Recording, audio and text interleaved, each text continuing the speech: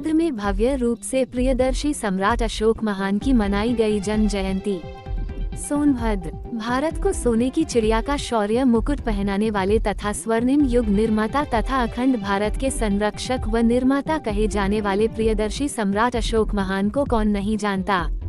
सम्राट अशोक महान वही थे जिन्होंने अपने आखिरी लड़ाई कलिंग युद्ध के बाद द्रवित हो अपना हथियार त्याग दिए तथा महामानव तथागत गौतम बुद्ध के शरण में जाकर उनसे प्रभावित होकर एक इतिहास रचे। इसके बाद पूरे विश्व में बौद्ध धर्म का प्रचार प्रसार किए तथा लाखों शिलालेख लिखकर आम जनमानस में प्रियदर्शी कहलाए। इसके बाद पूरा अखंड भारत बौद्धमय हो गया। इसके बाद भारतवर्ष के आजादी के बाद देश का राष्ट्रीय चिन्ह अशोक स्तंभ को बनाया गया तथा राष्ट्र ध्वज में अशोक चक्र को स्थापित किया गया। आज भी पूरा विश्व भारत को बुद्ध और अशोक की धरती के नाम से जानता है। जब कोई भी प्रधानमंत्री या राष्ट्रपति या अन्य नेता विदेशी दौरे पर जाते हैं तो वहाँ बोलते हैं मैं बुद्ध की धरती से आया हूँ। इसी क्रम में जनपद सोनभद्र के कर्मा ब्लॉक अंतर्गत ग्राम सभा लोहरा के गुलरहवा बस्ती में सरकारी गोदाम के पास प्रियदर्शी सम्राट अशोक महान समिति के द्वारा सम्राट अशोक जन्म जयंती बड़े ही धूमधाम और हर्षोल्लास के साथ मनाया गया। इस दौरान बतौर मुख्य अतिथि के रूप में समाज कल्याण मंत्री उत्तर प्रदेश सरकार से माननीय संजीव गोल्ड के प्रतिनिधि माननीय बिमलेश पटेल जी रहे। वहीं विशिष्ट अतिथि के रूप में जिला पंचायत सदस्य चुर्क सोनभद्र माननीय मोहन कुशवाहा तथा जिला पंचायत सदस्य मधुपुर प्रतिनिधि अजीत कुमार रहे। आपको बताते चले कि इस कार्यक्रम के संस्थापक रविंद्र कुमार मौर्य जी के द्वारा विगत कई वर्षों से अनवरत ये कार्यक्रम आयोजित करते आ रहे हैं। इस दौरान प्रियदर्शी सम्राट अशोक महान समिति के समस्त कार्यकर्ता doctor OP Maurya, doctor Bhagirathi Maurya, वरिष्ठ समाजसेवी रामकेश पनेका, बसपा के मंडल प्रभारी Manoj Kushwaha, Sukhram Singh modern public school के डायरेक्टर शिवपूजन सिंह, वरिष्ठ समाजसेवी वासुदेव कोल जी, युवा समाजसेवी गुलाब देशमुख जी, सत्या जी, युवा समाजसेवी विकास विश्वकर्मा, एडवोकेट चंद्र प्रकाश सिंह, एडवोकेट महेंद्र प्रताप सिंह, एडवोकेट राजेंद्र सिंह, युवा समाजसेवी संजय मौर्य, राजेश कुमार, संजय बागी, अभिषेक रानावत, युवा समाजसेवी मनोज पटेल जी, सोनांचल सब्जी बीज प्रोड्यूसर कंपनी की पूरी टीम, श्रवण कुमार मौर्य, विनोद कुमार मौर्य, गोविंद कुमार मौर्य, मनोज कुमार मौर्य सहित बड़ी संख्या में लोग उपस्थित रहे। कार्यक्रम का संचालन मुख्य रूप से दिनेश कुमार जी के द्वारा किया गया। वहीं मंच संचालन सोहनलाल मौर्य जी के द्वारा किया गया। इस दौरान भोजनदान का भी व्यवस्था किया गया। कार्यक्रम के आयोजन पर प्रियदर्शी सम्राट अशोक महान समिति के संस्थापक रविंद्र कुमार मौर्य जी की लोगों ने बहुत सराहना की।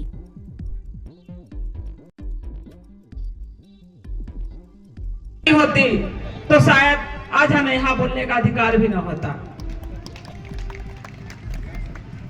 और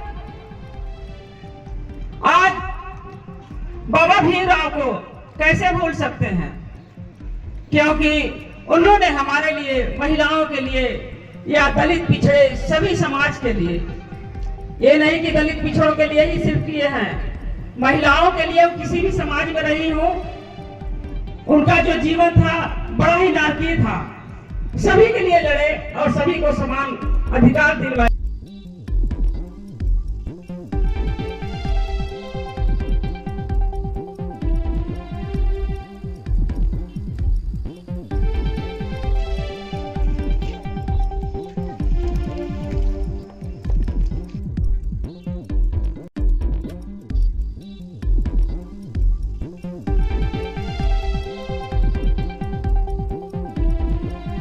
तो करने वाले हैं गुलाब देशमुख, जो कि पूज्य भगवान बिरसा मुंडा की जयंती हर साल 15 नवंबर को मनाते हैं। और यहाँ पर एकलव्य जो समिति है, आदिवासी महासंघ एकलव्य समिति, आप उसके जिला अध्यक्ष हैं भाई, बहुत बहुत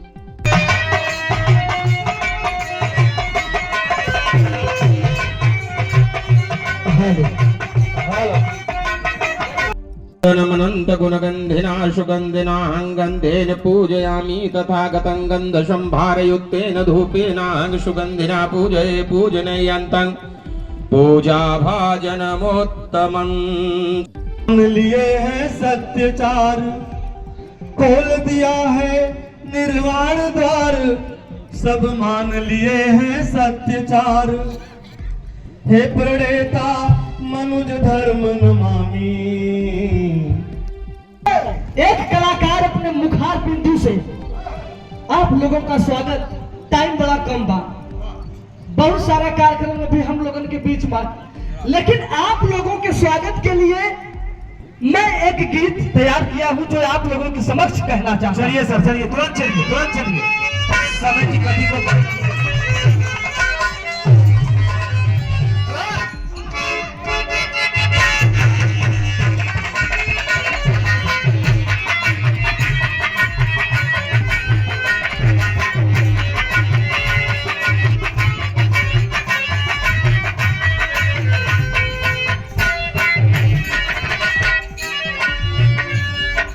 कहना है क्या?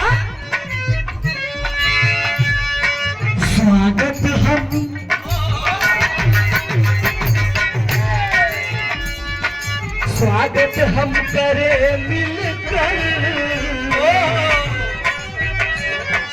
स्वागत हम करें मिलकर, अरे मोहते जी आए हैं,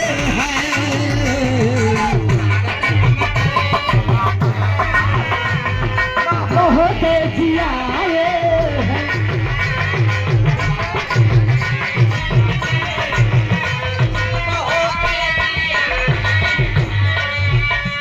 अरे स्वागत हम करें मिलकर।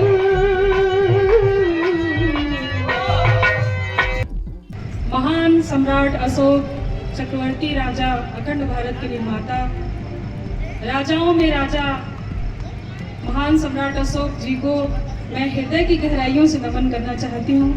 तथागत गौतम बुद्ध के चरणों में नमन है, माता सावित्रीबाई फुले के चरणों में नमन है। साथ ही मैं धन्यवाद देना चाहती हूँ।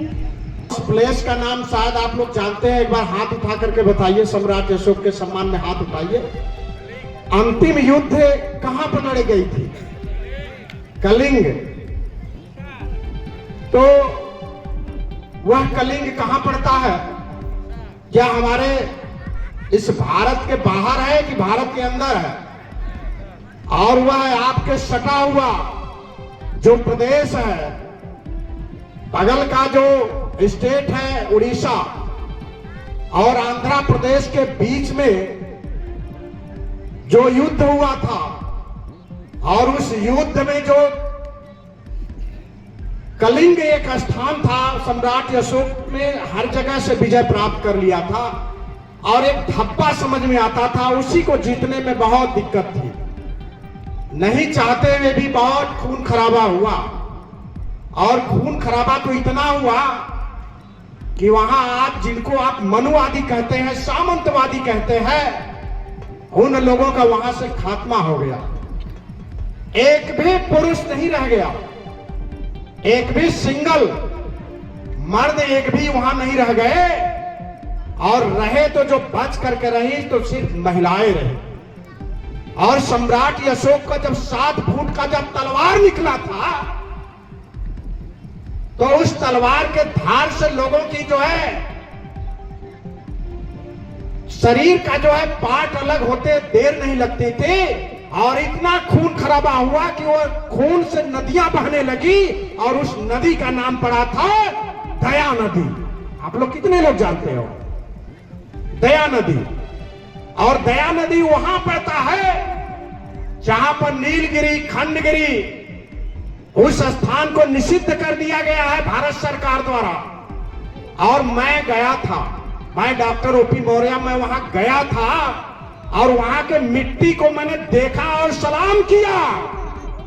और उस खून खानदान और वंशावली में आप जन्म लिए हैं।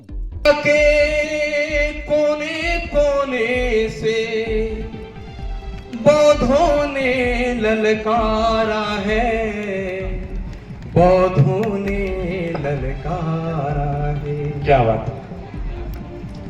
दुनिया के कोने कोने से बौद्धों ने ललकारा है, भारत में सम्राट अशोक का शासन फिर से लाना है। जागो जवानों जागो, जागो जवानों जागो, जागो जवानों जागो, जागो जवानों जागो। कर्तव्य क्या है? जरा सोचिए कि कैसे बनेगा सपनों का भारत, कैसे बनेगा सम्राट के सपनों का भारत, कैसे बनेगा अखंड भारत। विचारणीय सवाल यह है, यह जयंती इसलिए सिर्फ नहीं मनाई जा रही कि आप विश्व विजेता थे, आप दुनिया के सबसे महान सम्राट थे, आप दुनिया के सबसे शक्तिशाली सम्राट थे। यह जयंती सिर्फ इसलिए नहीं मनाई जा रही, कि यह जयंती इसलिए भी मनाई जा रही है कि आप दिल्ली पर कब्जा कब करोगे, आप दोबारा इस देश को चंद्रगुप्त के सपनों का भारत, सम्राट अशोक के सपनों का भारत कैसे बनाओगे, सवाल यहां खड़ा होता है। और इसको खड़ा करने के लिए सम्राट अशोक एक दार्शनिक भी थे। उन्हें पता था कि हम रहे न रहे कारवां कैसे चलेगा। उन्होंने इस कारवां को चलाने के लिए एक शिलालेख लिखा, एक नहीं 84,000 स्तूप लिखवाए। जो शिलालेख लिखा उन्होंने, वो अपने लिए नहीं लिखा, उन्हें सब पता था, उन्होंने अपने लिए कुछ नहीं लिखवाया। उन्होंने ये आपके लिए लिखवाया था, ये हमारे लिए लिखवाया था कि यह कारवां इस शिलालेख के माध्यम से जिंदा रहेगा। आने वाली पीढ़ियां जब इसे पढ़ेंगी और इसे अपने विचार में ले आएंगी, जब इस पर अमल करेंगी, तब यहाँ पे जाके सम्राट अशोक के सपनों का भारत बनेगा। विमलेश कुमार सिंह जी, जन अधिकार मंच के मंडल प्रभारी भागीरथी मौर्य जी, पूर्व zone coordinator doctor Om Prakash Maurya ji, वर्तमान में बड़ी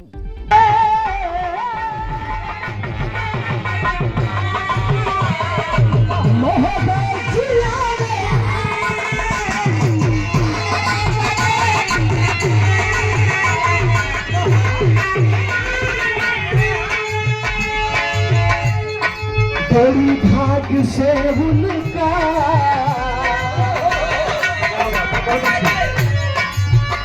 अरे बड़ी भाग्य से